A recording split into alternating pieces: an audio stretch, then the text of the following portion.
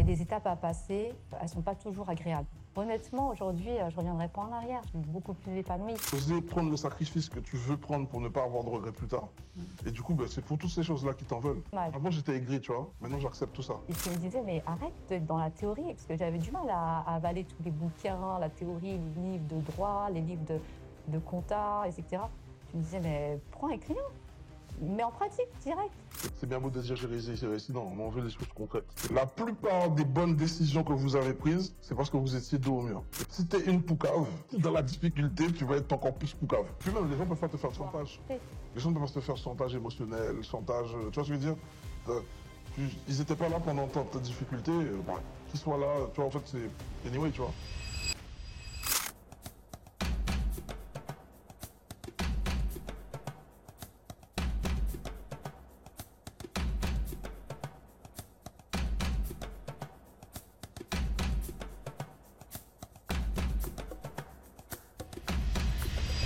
Yes! Bon, ben écoute, ça me fait plaisir de pouvoir me faire une petite session avec ma femme. Ah oui, Hein? bah oui, moi aussi. Ok, donc, Côté. bien sûr, tu vois, parce qu'on t'avait, il y a un moment où on n'était plus là. Ouais. Donc en fait, après 11 ans d'entrepreneuriat, on continue encore, on n'a pas arrêté, hein? Ouais, Ok, on est donc, toujours dehors. on est toujours là. Nous revoilà sur un nouveau format où on a décidé en fait de créer la chaîne Outsider pour mettre en avant toutes ces personnes, tous ces chefs d'entreprise, tous ces dirigeants, tous ces cadres, toutes ces personnes qui se sont battues pour créer leur projet de vie, créer leur business, qui ont passé en fait des difficultés jusqu'à ce que sorte l'idée qu'ils avaient en tête. Et à travers cette chaîne, on va mettre en avant ces personnes-là où ils vont nous raconter leur histoire pour vous permettre de voir que ce sont des personnes comme vous, comme moi, comme Yin, Comme nous. voilà, comme nous, qui se sont battus plus que vous et qui ont duré plus longtemps pendant la période de difficulté pour que, justement, leur projet voit le jour. Donc, Yin, qu'est-ce que tu peux dire de toutes ces années qu'on a passées, de nos débuts à aujourd'hui?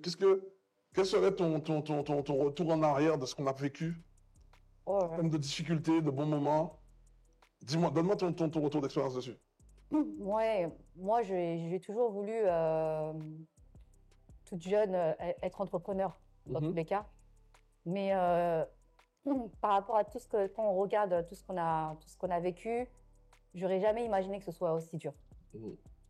Honnêtement, se lancer, c'est quand même un projet de vie, un vrai projet qu'il ne faut pas prendre à la légère. Ça veut dire que psychologiquement, déjà la première chose, il faut être prêt dans sa tête.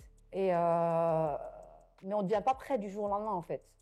C'est ça le truc, c'est que il faut passer certaines étapes pour comprendre ce que c'est vraiment être entrepreneur. Au début, on veut entreprendre.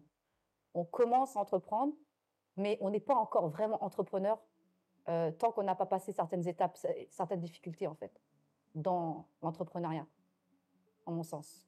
Ok. Donc, Ok, je vois ce que tu veux dire. ouais. Mais ce que tu as passé comme expérience là, si je fallait le refaire demain, est-ce que tu le referais ou tu dirais non?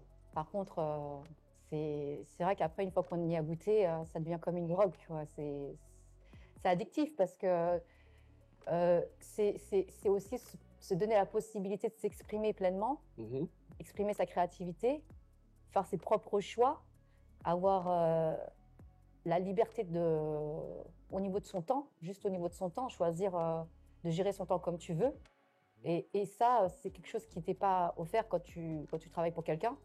Aujourd'hui, je pense que retournant en arrière et aller retravailler pour une personne, ce serait très difficile pour moi parce que j'aime vraiment prendre des décisions, j'ai pris goût à prendre des risques, j'ai pris goût à entreprendre, à réaliser des projets et aussi être libre de mon temps.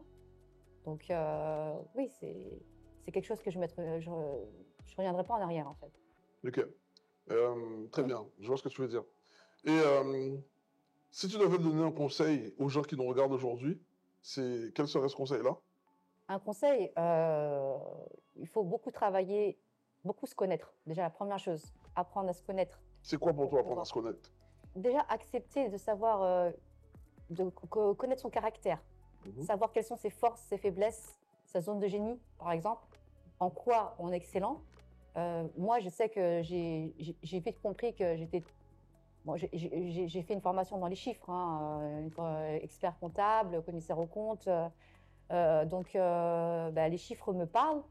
J'ai, comment dire, un caractère plutôt carry, on va dire. J'aime avoir. Je suis très, comment dire, sur les énergies. J'aime bien que les personnes qui m'entourent soient positives, soient bien, se sentent bien, pour me sentir bien, en fait. Et quand j'ai compris quelle personne j'étais et comment je fonctionnais, en fait, j'ai compris qu'est-ce qu'il me fallait, en fait, pour pouvoir réussir. C'est ça que je veux dire.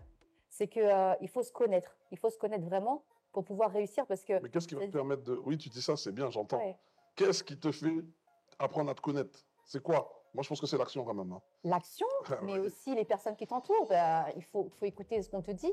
Les personnes qui t'entourent. Tu m'as dit, toi en premier, tu as toujours le premier à me dire toujours, voilà, à me pousser dans mes retranchements, à me dire, voilà, tu es plus à l'aise là-dedans, je sais que tu n'es pas à l'aise là-dedans.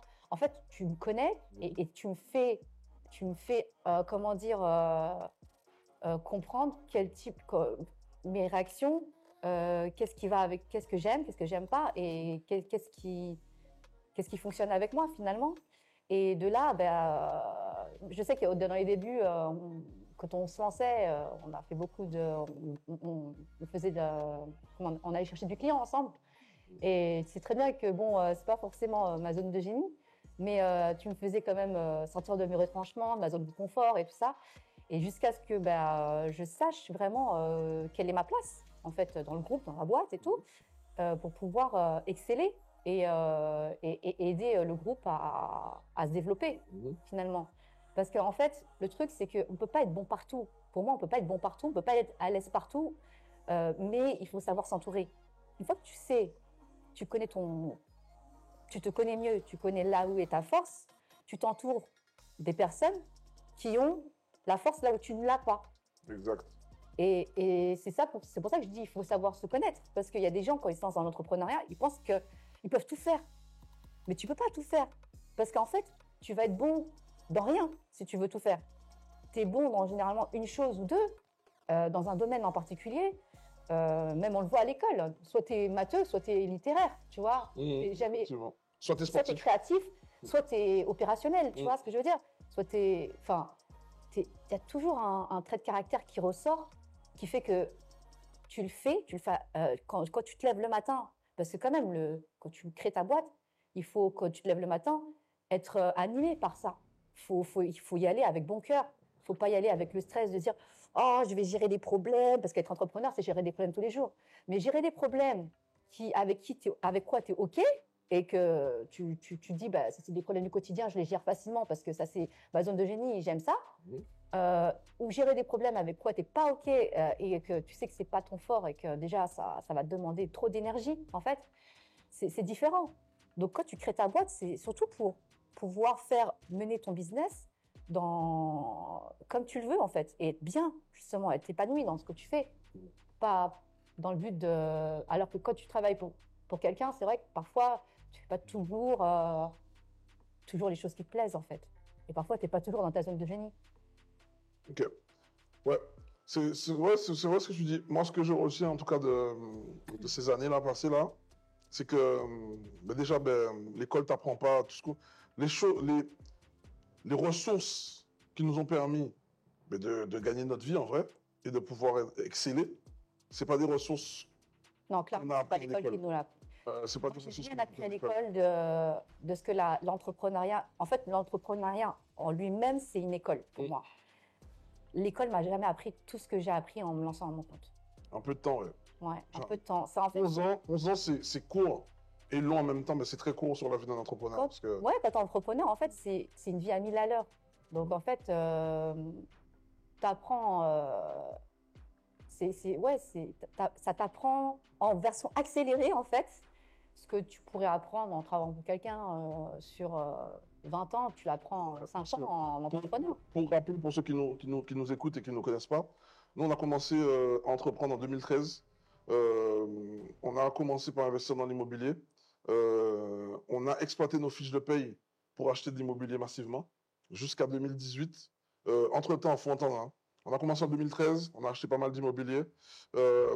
2014, c'est l'arrivée de notre premier enfant, notre fille, qui a aujourd'hui 10 ans. Ensuite, on a créé notre première société tout en étant salarié en 2016. Et on a enchaîné les créations de sociétés. J'ai quitté le salariat en 2018, tout en continuant à investir dans l'immobilier et en ayant des revenus de nos différentes sociétés. Okay. Exactement. Et toi, tu m'as rejoint fin 2018. Fin 2018. Ouais. Voilà.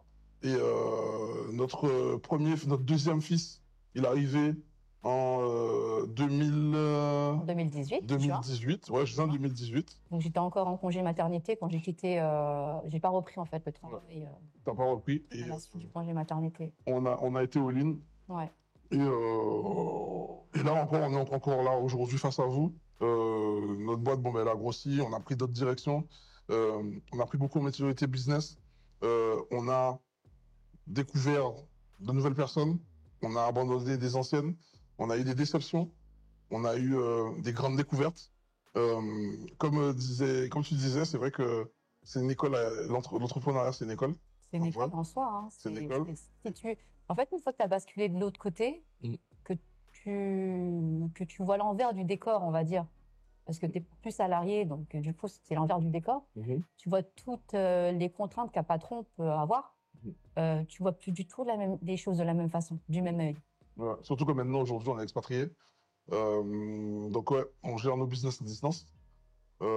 Si quelqu'un, un jour, m'avait dit, à notre début, en 2013, qu'on aurait fait tout ça en 11 ans, je l'aurais jamais cru.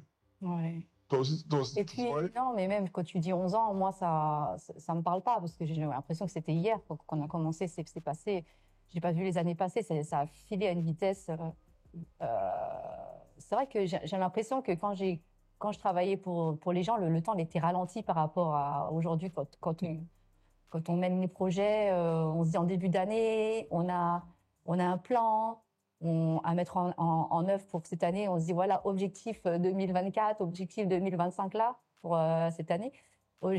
Et en fait, j'ai à peine fait ça que j'ai l'impression qu'on est en décembre de l'année passée. L'année passée, on n'a pas le temps de voir l'année passée. Mais c'est parce que je pense que c'est parce qu'on le fait avec passion, on fait vraiment. On est tellement tout le temps dans les projets, tout ça, que voilà, on fait plaisir. Et pourtant, contrairement à tout ce que les gens peuvent penser, on a quand même beaucoup échoué. Hein. Quand tu regardes bien. Ah, ça. On a beaucoup échoué et pourtant, c'est ça. En fait, je pense que, je sais pas comment dire ça avec mes mots, mais l'échec ne définit pas qui tu es, tu vois. Non, j'avais peur. Avant, tu vois, par exemple, j'avais peur de l'échec. Quand je suis sortie de l'école, moi, je suis quelqu'un de, comment dire, assez académique, assez. Bon, j'étais pas mauvaise à l'école, donc j'étais pas non plus la meilleure, mais j'étais pas mauvaise, quoi. Ça va, j'avais un bon niveau. J'ai eu tous mes diplômes du premier coup. Bon, à part à l'arrivée aux études supérieures, quand j'ai repris mes études d'expertise comptable, j'avais vadrouillé un peu au Canada, en Chine. Et quand je suis rentrée en France, j'ai dit voilà, je reprends mes études. Ça a été plus compliqué parce que forcément, tu t'es arrêté pendant 5 ans, tu reprends tes études, voilà, tu n'as plus les réflexes et tout ça. Et donc là, premier échec, je passe mes UV. Voilà, les notes, elles ne suivent pas, je rate mes épreuves, c'était compliqué.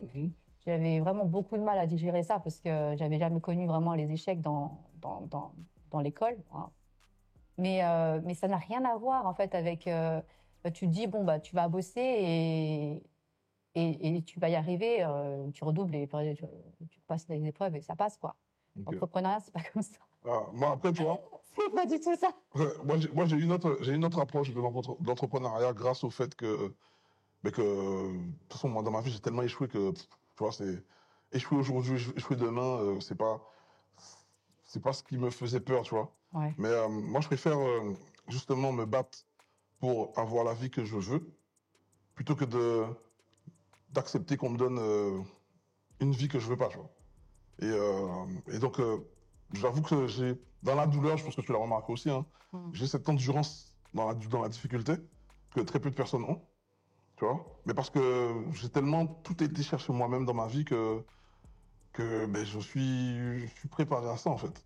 Parce que quand tu regardes bien, on a quand même, on a fait quand même une remontada dans la charge médiatique, quand même, hein. Quand certaines personnes ont essayé de nous descendre, et au final, le temps, il y a une chose que je retiens, c'est que le temps te donne toujours raison quand tu fais les choses avec bienveillance, tu vois. Ouais. Et ça, c'est important de le noter. Donc ça, c'est pour tous, le petit message que je viens de passer là, c'est pour toutes les personnes qui se sont donné une fois dans leur vie un objectif ou un message ou une note à lui-même de pouvoir atteindre un objectif ou de monter un projet et qu'autour d'eux, ils ont abandonné parce que quelqu'un leur a dit qu'ils n'étaient pas capables de le faire. Non, quand tu écoutes la personne qui te dit que tu ne seras pas capable de le faire, tu lui donnes de la puissance. La seule personne que tu dois écouter, c'est toi-même. Il n'y a que toi, en fait, qui sais de quoi tu es capable. Ouais, parce qu'il y a un truc qui est, comme on le sait, dans les trucs qu'on a vécu, il y a des prises de décision où, les gens vont penser que c'est de la magie. C'est pas de la magie, c'est pas de la sorcellerie, c'est pas tout ça. Mais il y a souvent des moments où c'est chaud et il y a un truc instinctif qui te dit que tu as la réponse en toi. Et tu sais que c'est ça que tu dois faire. Comme par exemple, quand il fallait lâcher les locaux commerciaux pendant le Covid, tu vois, on n'a jamais vécu ça avant, tu vois. C'est vrai qu'on a fait pas mal de bêtises, on va dire, en se lançant. On voulait des beaux locaux. Donc, on avait par contre des beaux locaux impliquent un gros loyer. Donc, on avait beaucoup de surface. Mais bon, c'était nécessaire parce qu'on avait beaucoup de salariés aussi. Donc, deuxième bêtise.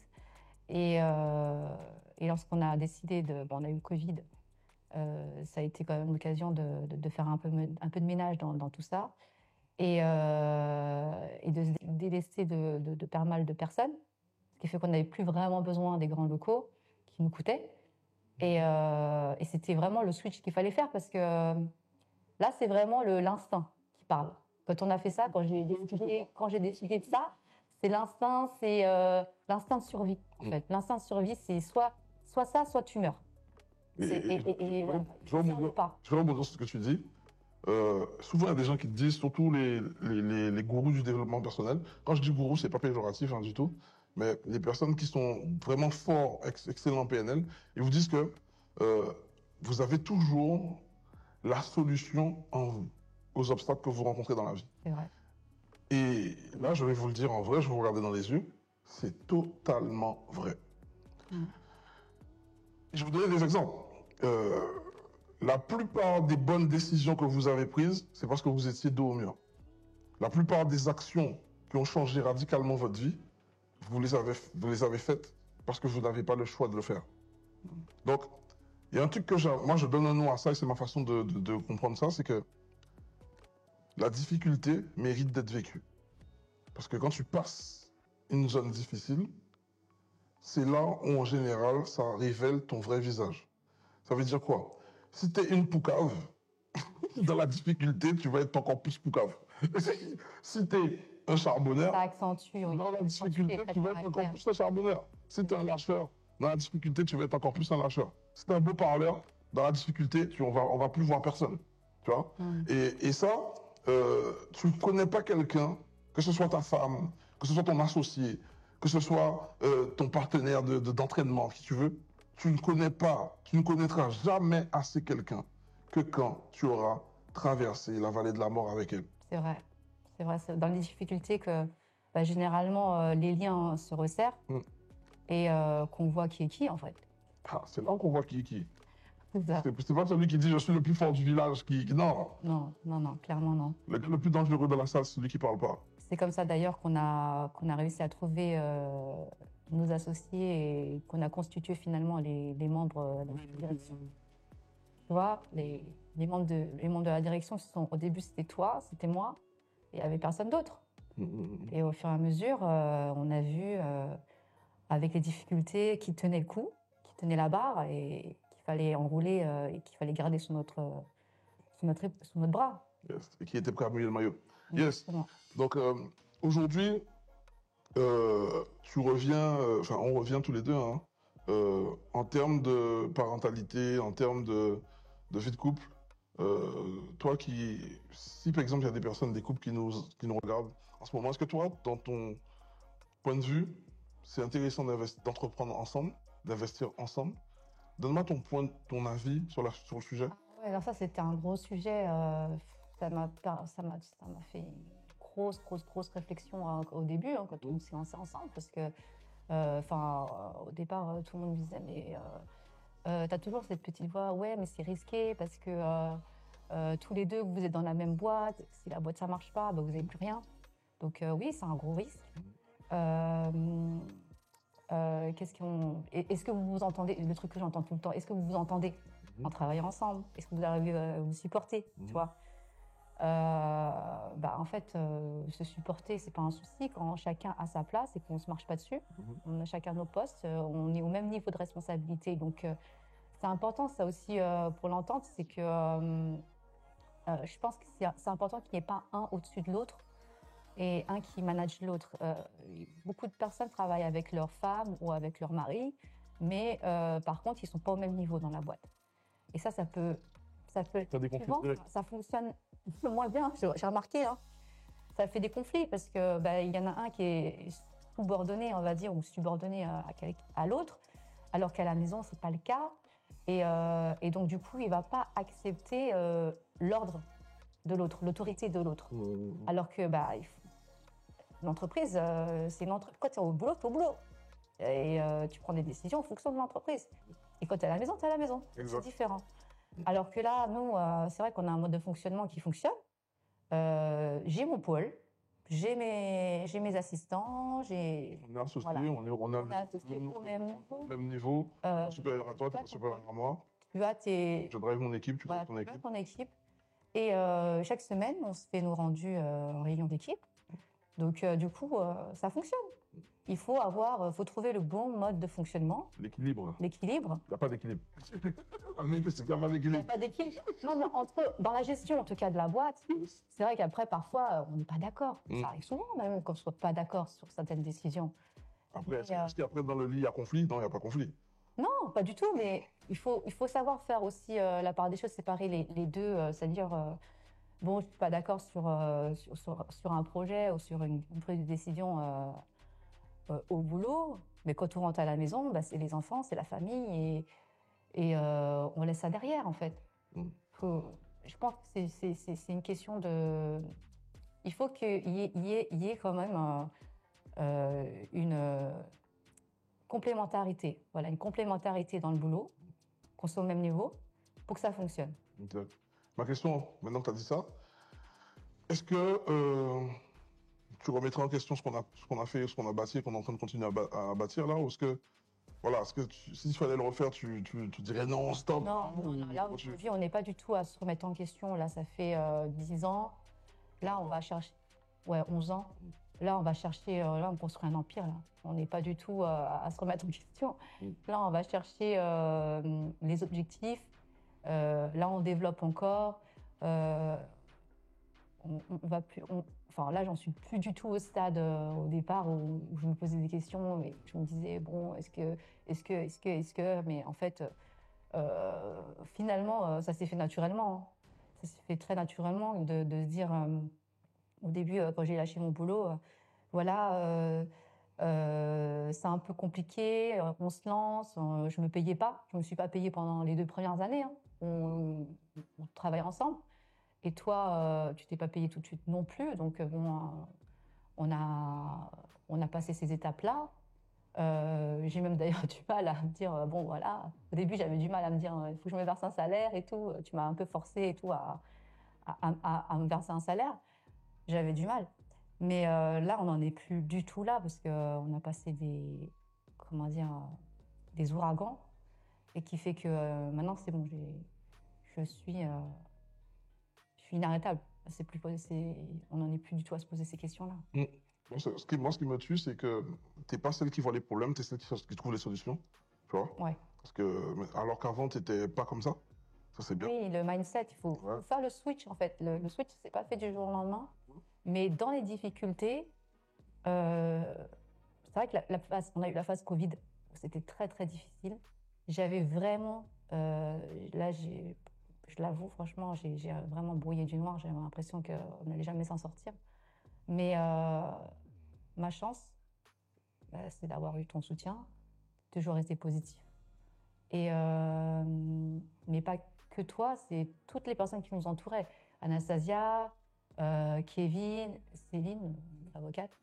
On a eu quand même pas mal de soutien autour de nous qui ont fait que, franchement, ça donne le boost. On se dit, on ne peut pas décevoir ces personnes-là. On est obligé de continuer à tenir le bateau, en fait, parce qu'ils comptent sur nous. Bah oui, ces personnes-là comptent sur nous, on est une opportunité pour eux. Tu peux pas, et puis tu as des enfants qui te regardent, on est leur modèle, tu vois. Ouais. Je veux pas te dire que tu lâches tomber l'affaire comme ça, c'est pas possible. Non, c'est pas possible. Tu vois, et puis, et c'est là où toutes ces phrases de développement personnel prennent sens, tu vois.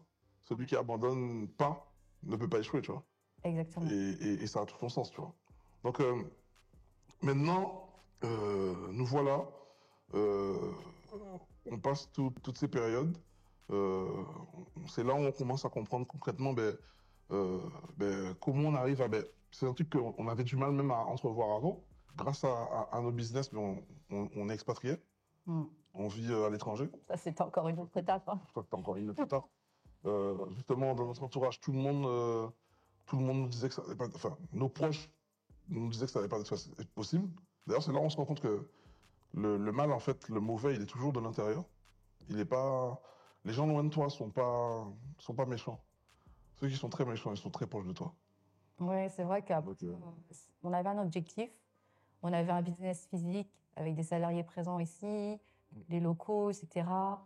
Mais le projet de s'expatrier, c'est venu en cours et au final, on a implémenté très très vite. Je pense grâce au fait qu'on soit entrepreneur. Sinon, je pense qu'on aurait travaillé pour quelqu'un, on se posait plus de questions parce que il faut trouver l'employeur, faut dire voilà, faut que je me trouve une activité dans le nouveau pays. Alors que nous, on s'est pas posé la question, on s'est dit on est maître de notre business. On peut le gérer, c'est nous qui décidons de comment on va le gérer finalement. Et du coup, on a mis tout en place pour que ça fonctionne à distance. Et c'est vrai qu'après, tout n'était pas parfait quand on est parti. Parce qu'en fait, tu prends des nouvelles habitudes. Tu perds un peu tes marques que tu avais pour prendre des nouvelles marques. Dans le nouveau pays, déjà, c'est un nouveau pays. Et en plus, gérer tout à distance quand tu n'as pas eu forcément l'habitude, c'est un autre challenge. Mais je pense que c'est juste une question de chercher des solutions. Voilà. Celui qui cherche des solutions trouve. Celui qui se met que des problèmes, il reste au même endroit.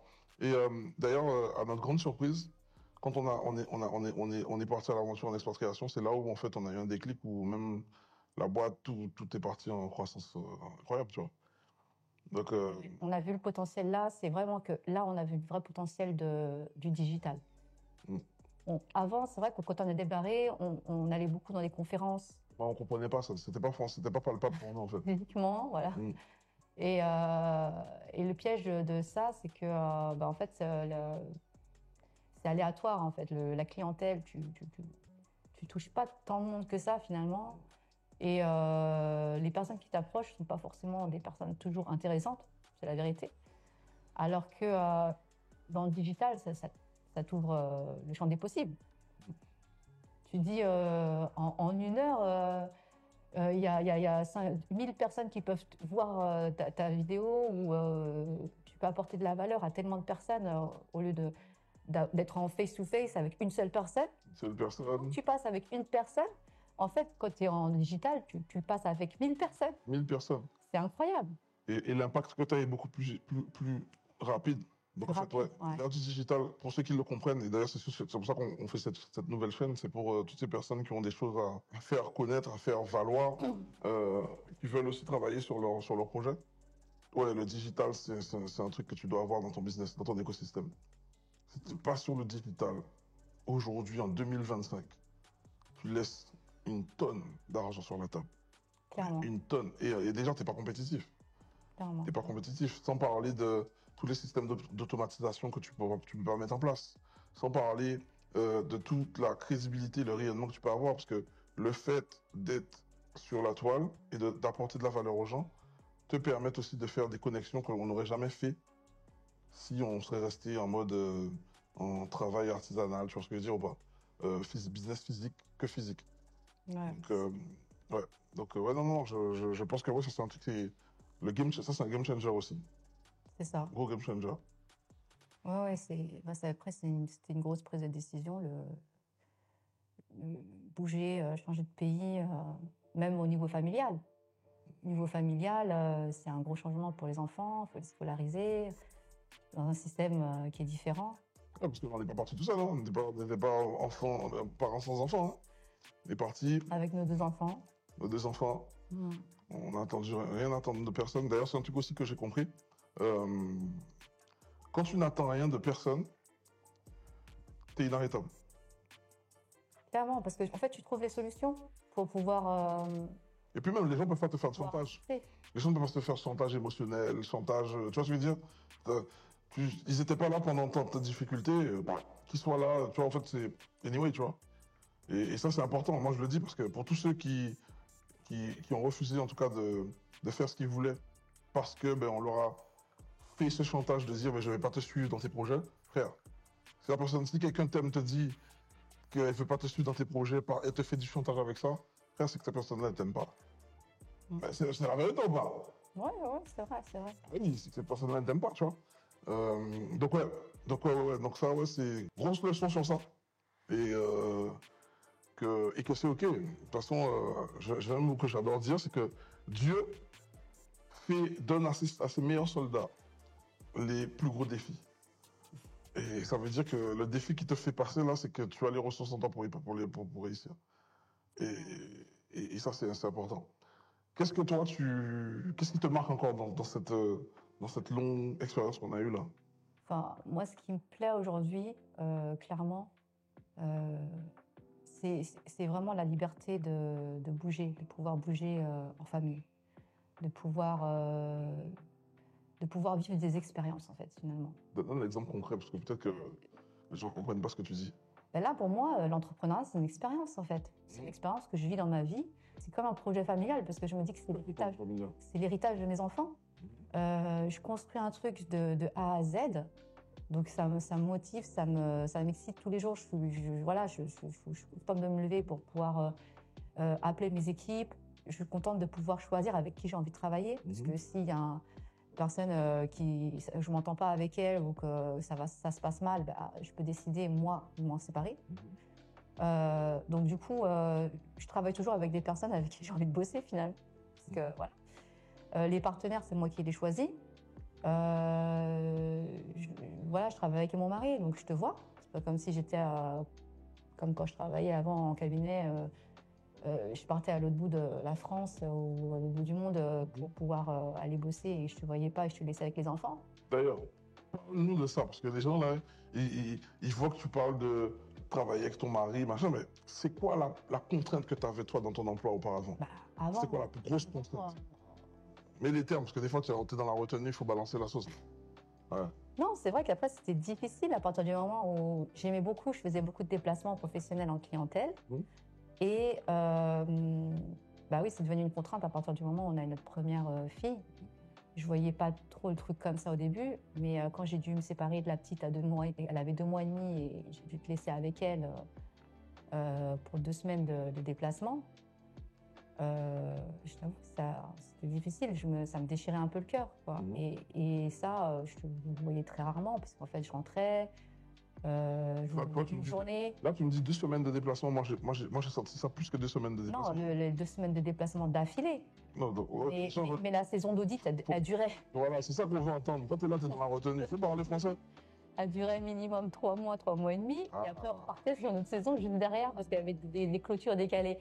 Donc effectivement, oui, c'était... Total, clôture décalée, audit, ça fait combien? 3 mois, combien? Toute l'année, en fait, je te voyais pas.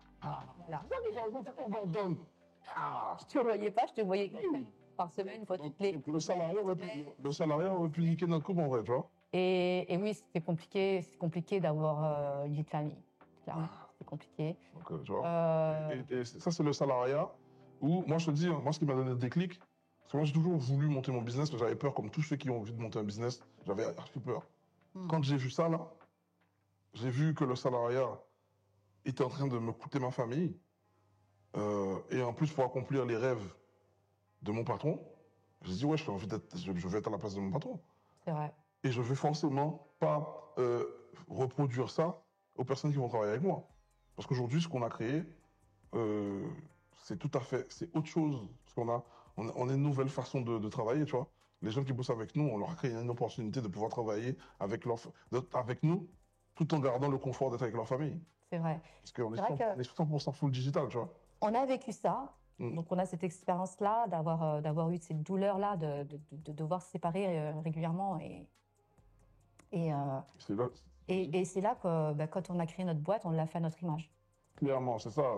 T'as dit le mot, t'as dit les termes. Et aujourd'hui, les personnes avec qui on travaille, on leur laisse l'opportunité, on leur laisse beaucoup de liberté, c'est la vérité, on leur fait confiance. Après, elles ont fait leurs preuves aussi. Hein. Elles ont fait leurs preuves, donc on sait en qui on peut avoir confiance. Mais elles travaillent de chez elles. Si les enfants sont malades, voilà, et qu'on sait qu'il y a du boulot, parfois on travaille, il y a des enfants qui crient derrière, il n'y a pas de souci, c'est pas grave, on tolère, quoi. Elles travaillent, elles ont parfois du bureau, si elles veulent aller au bureau, elles ont la liberté, en fait, de gérer le lieu de travail, mais aussi leur temps de travail, parfois. Parce que, par exemple, si la personne, on doit charbonner sur un webinaire le dimanche, on la laisse le lundi tranquille, ou le mercredi, ou voilà, s'il y a des rendez-vous médicaux, il n'y a pas de souci. Tant que tu nous as dit, voilà, après, il y a l'autre jour, tu bosses. En fait, ce qu'on a pu faire, en fait, c'est que, et c'est là où je suis content du chemin parcouru, c'est qu'en fait, on a façonné le travail à notre image, notre façon de travailler à notre image, à où on veut aller. Exactement. Voilà. Moi, je pense que on se base aussi beaucoup sur le modèle un peu américain, parce que tu vois, les gens, quand ils disent ouais, Google, il y a des boîtes comme ça, tu vois, tu dis qui sont très rentables. Très rentables, et tout ça. Mais tu vois, Google aujourd'hui. Ils ont beaucoup de liberté, ouais. Ouais, mais parce qu'en fait, la productivité d'un salarié n'est pas forcément là quand derrière, il a trop de choses dans sa tête à gérer. C'est-à-dire qu'il faut le laisser se libérer de pas mal de choses sur la gestion familiale, etc. Il faut que tout soit en balance, on va dire, pour qu'il puisse être productif. Et ça, on l'a compris en étant salarié. Alors que sur le système, on va dire, français classique, on va dire travailleur de bureau, etc., à la routine, il faut venir, tu as tes 35 heures de travail, il faut pointer au bureau, montrer ton salaire. Des fois, tu es fatigué, tu n'es vraiment pas en énergie. Il faut montrer que tu travailles quand même. Moi, je pense que ce système-là, il ne fonctionne pas. Tu sais pourquoi? Voilà. Parce que les gens ne sont pas authentiques. Les gens vont venir pointer parce qu'ils savent qu'ils sont surveillés et fliqués par leur patron. Voilà. Donc, du coup, quelqu'un qui vient et qui fait du paraître parce qu'il est fliqué, le paraître n'a jamais permis de faire du chiffre. Tu vois? Et au final, il y a deux personnes qui perdent. Un, l'employeur, et deux, l'employé. Parce que l'employeur, il perd en premier parce que la personne qui recrute n'est pas rentable. Ouais. L'employé, il ne se rend pas compte, mais l'employeur ne peut pas le payer. Exact. Il n'est pas rentable. Tu veux payer comment? Avec des cailloux? Ouais. Si, tu vois, et ce système-là, la France, tant qu'ils n'auront pas compris ce système-là, ça ne marchera pas. Ouais. Alors après, attention, je ne suis pas en train de dire que les personnes ne travaillent pas chez nous, hein, parce qu'il faut être productif. Nous, on attend du résultat. C'est ça, en fait. C'est que, c'est à l'américaine, c'est vraiment... on t'a donné un objectif. Même si tu as tes enfants, tes machins, tout ça, tu te débrouilles à la fin de la semaine ou à la fin du mois. Tu dois remplir tes objectifs. La semaine, pas du mois, s'il te plaît. Ouais. On parle en semaine. Ouais, on parle en semaine. On parle en semaine. Non, mais je veux dire, tant que tu remplis tes objectifs, on ne va pas être là à cliquer, en fait. C'est ça le truc. C'est que ça te permet quand même d'être mis en responsabilité. Et c'est ça qu'on cherche. Nous, au sein de notre boîte, c'est de mettre les gens en responsabilité. Tu es responsable de ton poste, tu es responsable de ton résultat. Et puis, tu sais ce qui arrive si tu n'as pas de résultat. On sépare, c'est tout. Il n'y a pas de problème. Okay. On te laisse ta chance, on te laisse une chance, on te laisse 2 chances, 3 chances. Après, salut. 2 chances, pas quoi, je pense. Toi, t'es gentil, toi. Non, 2 chances. Ouais. Une chance, C'est 2 pas chances. moi, deux victoires. 2 chances. Moi, il n'a même pas 2. Avec moi, il n'a même pas 2. Gentil. Avec moi, il n'a pas 2. C'est mort. La vie fait pas de cadeau, tu vois. Ouais. Bref. Alors, maintenant, ça, c'est intéressant ce que tu as dit. Là, je regarde en arrière, je suis même parcouru. On a des succès clients chaque semaine. Quand on fait le NR Summit, c'est un carton. Ouais. C'est vraiment l'événement qui nous permet de passer un bon moment avec les clients. On mettra des inserts à ce moment-là, parce qu'on parle de NR Summit. C'est intéressant que les gens voient et constatent par eux-mêmes les tonnes et tonnes de témoignages clients qu'on a par rapport à ça. Au début, c'est comme ça, on continue toujours à le faire, mais on permet aux salariés de pouvoir se créer un complément de revenu grâce à l'immobilier. Et maintenant, avec cette nouvelle angle, on permet justement aux personnes de devenir libres grâce à l'entreprise qu'ils vont créer. Ouais. Parce qu'on met à leur service justement les choses qu'on a appris là pendant 11 ans et qu'on continue d'apprendre pour leur permettre de gagner du temps là où faut le dire, on a eu une faillite, on a eu un truc, c'était chaud, tu vois. Ouais. Et on a eu des personnes qui, comme je vous le dis, qui ont voulu nous éteindre. Et là, on s'est dit non, on prend les rênes, on devient EDF. Et nous, on était vainqués d'entre eux, un par un, grâce à tes compétences, tu vois. La meilleure réponse. Et les tiennes. Oui, nos compétences. Merci. Mais la meilleure réponse, c'est le travail. Quand tu bosses et tu es concentré et que tu as l'équipe qui est autour de toi, ouais, c'est ça. Tu peux tout faire. Faut être concentré. Justement, peut-être que tu parles de ça, c'est l'expatriation aussi au Portugal. Je pense que ça nous a beaucoup aidé là-dessus parce qu'en fait, il y avait beaucoup de bruit quand on était là, beaucoup de bruit, beaucoup de personnes qui parlaient, qui donnaient leur avis sur tout et n'importe quoi. Autant en tant que salarié que la famille, des amis. C'est les commentateurs sportifs, tu vois. Quand c'est dans ta famille, on a toujours un mec qui est très bon conseiller. C'est ça. Mais quand il faut le sortir, il faut dégainer pour aider, il n'y a plus personne. Personne, c'est ça. On avait besoin, c'est de changer l'environnement. On avait besoin de ça, de s'entourer de personnes entreprenantes qui comprennent ce qu'on vit et qui sont dans le même état d'esprit que nous, en fait. Vraiment, l'environnement, c'est primordial. C'est important. L'environnement, l'entourage. Je dis que si on devait faire un ordre de classement de compétences à avoir lorsque tu es entrepreneur, la première chose, c'est que tu dois aller à la recherche de la connaissance. Donc, tu dois être curieux, tu dois t'assoiffer de connaissances. La deuxième chose, ton entourage. Ouais. Ton entourage va te permettre de devenir qui tu veux être et va te permettre de durer.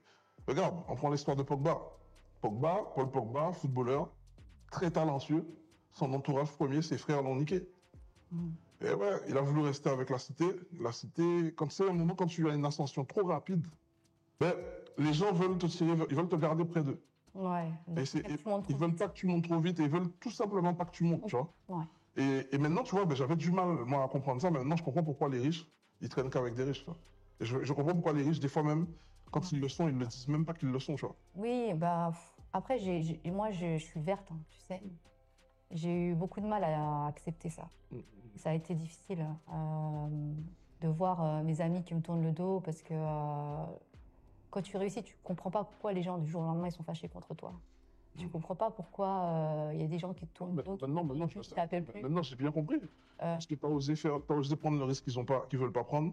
Tu as osé prendre le sacrifice que tu veux prendre pour ne pas avoir de regrets plus tard. Et du coup, c'est pour toutes ces choses-là qui t'en veulent. Ouais. Avant, j'étais aigri, tu vois. Maintenant, j'accepte tout ça.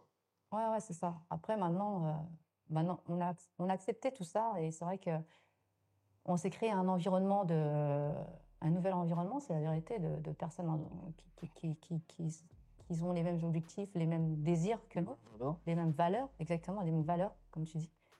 Et ce qui fait que on retrouve quand même un équilibre là-dedans.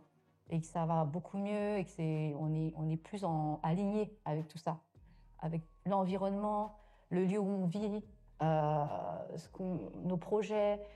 On est avec des personnes qui comprennent ce qu'on fait en fait. J'avais pas du tout l'impression qu'il était le cas quand on était ici. Donc. Les gens vont pas comprendre. Ouais. Ils vont pas comprendre. Parce que les gens, on dit qu'on s'expatrie, mais on dit ici. Ouais. Quand on était en France. C'est vrai, quand on était en France. C'est vrai que c'est vrai que l'entrepreneuriat, c'est une vraie aventure. C'est une vraie aventure. Et là, moi, de ce que j'ai appris, c'est qu'il y a des étapes à passer. Elles ne sont pas toujours agréables. C'est même pas du tout agréable. Elles ne sont pas du tout agréables. Mais c'est vrai qu'après, une fois qu'on les a passées, honnêtement, aujourd'hui, je ne reviendrai pas en arrière. Je suis beaucoup plus épanouie qu'avant. Libre géographiquement. Voilà. Libre physiquement. Libre financièrement. Exact. Tu travailles de chez toi, tu travailles de n'importe où dans le monde. Tu gagnes le pain que tu as décidé de travailler pour avoir. Exact. Tu n'as pas de limite. Par exemple, si demain tu veux faire, tu veux te faire une augmentation de je ne sais pas combien, mais ça va dépendre du charbon que tu vas envoyer pendant l'année, tu vois. C'est ça. Et ça, il n'y a pas un patron, il n'y a pas quelqu'un qui va venir et te dire que parce que tu as telle religion, parce que tu habites dans telle contrée du monde, parce que tu as tel sexe, parce que tu as telle taille, de tel poids, que tu n'as pas le droit d'y avoir, tu vois, d'avoir droit, tu vois. Et ça, moi, je pense que entreprendre, c'est être libre, tu vois. Ça, oui. pas à n'importe quel prix, c'est pas donné à tout le monde. Ouais. OK? Et comme dans tout, hein, quand tu dis oui à quelque chose, tu dis non à quelque chose d'autre, tu vois. Donc, ça, faut peser le truc. En tout cas, cette chaîne-là, elle est vraiment faite pour les personnes qui pensent foncièrement qu'ils ont un truc et qui veulent créer. Et nous, on est là pour leur donner des astuces qui vont leur permettre d'y arriver. Mais revenons à ce truc-là. Là, on a eu tout ça. Est-ce que tu penserais aujourd'hui, après les difficultés qu'on a passées, parce que je veux bien insister dessus, tu vois? Non, parce que les gens après disent que c'est de la chance quand tu réussis, tu vois? Est-ce que tu pensais que ça allait se passer comme ça? Est-ce que tu pensais que on aurait pu retourner la balance comme ça? C'est ma question. Parce qu'à un moment donné dans ta tête... Si, j'y ai forcément pensé, j'y ai forcément cru, parce que sinon, j'aurais pas mis les actions derrière. Après, c'est vrai que on a toujours une petite voix qui a peur, on a toujours la peur qui est là constamment, tout ça. Faut pas croire que parce qu'on fait les choses, on n'a pas peur. Mais quand on a confiance aux personnes qui nous entourent, c'est comme si on allait à la guerre, mais on n'y va pas tout seul. Donc même si on se casse la gueule, bon, de toute façon, on se cassera la gueule tous ensemble, donc ça fait moins peur en fait. Donc finalement, le fait qu'on soit ensemble dans l'aventure, les gens pensent que c'est un gros risque de se mettre avec son partenaire et de vie dans l'entrepreneuriat, mais en fin de compte, c'est une grosse force aussi. Parce que du coup, les soucis, on les partage au quotidien ensemble. Donc je sais ce que tu traverses, tu sais ce que je traverse.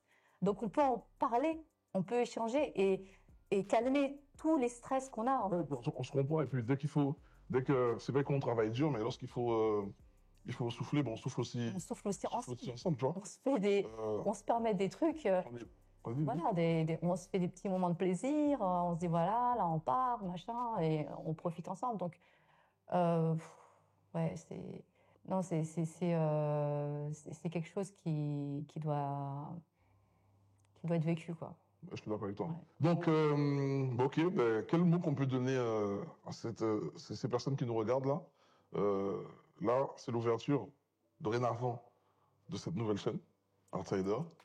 Dessus, on va faire venir du monde, on va inviter des personnes qui ont fait des choses, des personnes qui ont accompli des choses, pour surtout, on veut comprendre par où ils sont passés pour avoir le niveau de succès qu'ils ont. Ok? Parce qu'on veut pas... c'est bien beau de dire j'ai réussi, non, mais on veut des choses concrètes. On veut savoir par où tu es passé qui font qu'aujourd'hui ça marche. Et qu'est-ce que tu leur donnes comme conseil par rapport à ça? Moi, le conseil que je donne, c'est soyez dans l'action. Voilà. Peu importe la peur, peu importe ce qu'on vous dit, les commentaires, si vous avez un projet en tout cas, commencez quelque chose. Voilà. Ça peut ne pas fonctionner tout de suite, mais il faut déjà commencer, être dans l'action.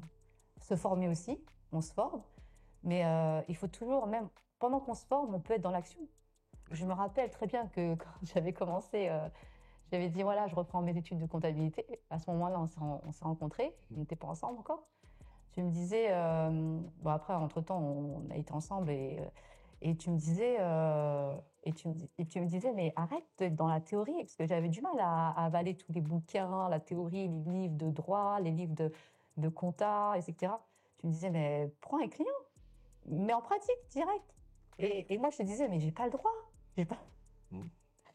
Bon, ça, il y a prescription, donc je m'en parlais maintenant. Non, mais c'est qui tu me parles, ouais. C'est la vérité, mais en vrai, c'était dans l'action. C'est toi le premier à m'avoir donné le conseil. Tu me disais, prends un client et tiens sa comptabilité et tu vas apprendre. Et je te disais, ouais, mais j'ai jamais fait et tout ça. Et tu me disais, mais c'est en faisant que tu vas apprendre. Je disais, mais si je me trompe, c'est chaud. Je disais, mais si je me trompe, comment je fais? Bon, en fait, je me suis trompée, et puis ça pas fait mort d'homme. Quand tu te trompes, on t'a pas arraché. On voyait un truc comme quoi, il manque ça, il manque ça, il manque ça. Je corrigeais le tir, c'est tout. Et puis je renvoyais les documents, et puis voilà. En plus, ça te faisait ton premier...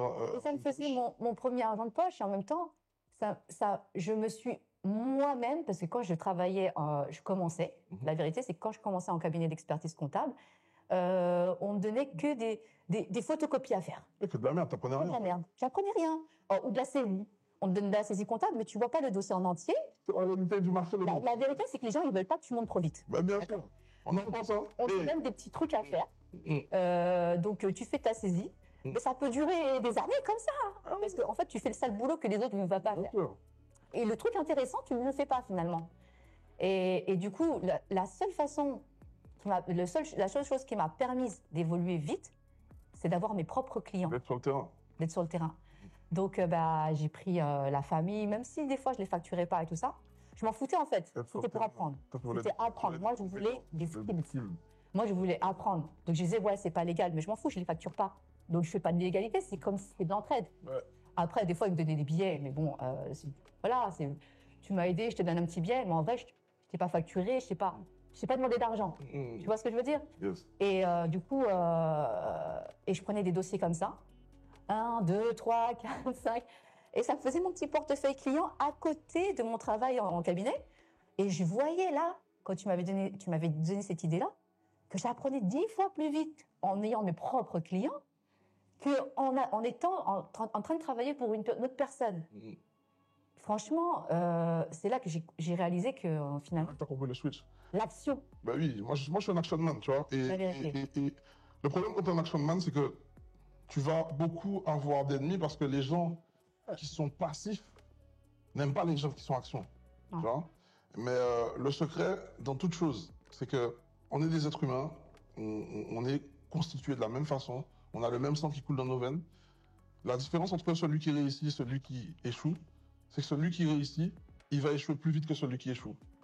Et comme il va échouer plus vite, avec un soupçon d'orgueil, il va reprendre aussi plus vite.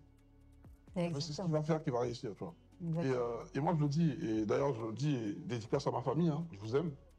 Ouais, les gars, lâchez vos histoires de courir après des diplômes. C'est bien les diplômes, mais ce qui compte, c'est le terre-terre. Qu'est-ce que tu veux vraiment sur le terrain? Est-ce que ta théorie, t'arrives à la mettre en pratique sur le terrain pour pouvoir résoudre une situation? On ne te paye pas pour ce que tu as dans le cerveau. On te paye pour comment tu fais pour appliquer ce que tu as dans ton cerveau face à une problématique donnée. Et ça, il n'y a que le terrain qui va te donner. Exact. Et moi, je remercie aujourd'hui, au passage, le hip-hop.